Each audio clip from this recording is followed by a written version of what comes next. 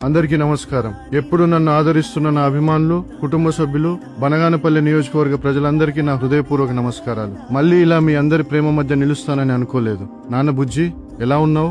నా బబ్లు, నా తమ్ముడు బాగున్నారా?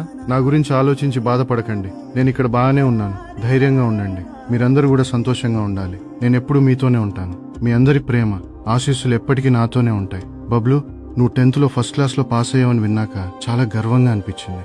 మా నాన్న చల్ల రామకృష్ణారెడ్డి గారు, ఆయన ప్రజలకు చూపించిన ప్రేమ, సేవాభావం, ప్రజల పట్ల ఉన్న అభిమానాన్ని ఎప్పటికీ మర్చిపోలేం. మీరు మా నాన్నగారికి నాకు చూపించిన ప్రేమ, ఆదరణలాగే నా భార్యకు, నా పిల్లలకు కూడా ఇలాగే ప్రేమగా ఆదరించాలని మనస్ఫూర్తిగా కోరుకుంటున్నాను. నేను మీ మధ్య లేకపోయినా మీరు నా భార్యను, నా పిల్లలను ఇంత ప్రేమగా చూసుకుంటూ వాళ్ళ బాధను పంచుకుంటూ ఉన్న తీరు నేను చూస్తూనే ఉన్నాను. నా ప్రజలకు నేను ఎంతో మంచి చేయాలనుకున్నాను. ప్రతి కుటుంబం సంతోషంగా ఉండాలని కలలు కన్నాను. కానీ ఆలోపే నేను మీ మధ్య నుండి దూరం అయ్యాను.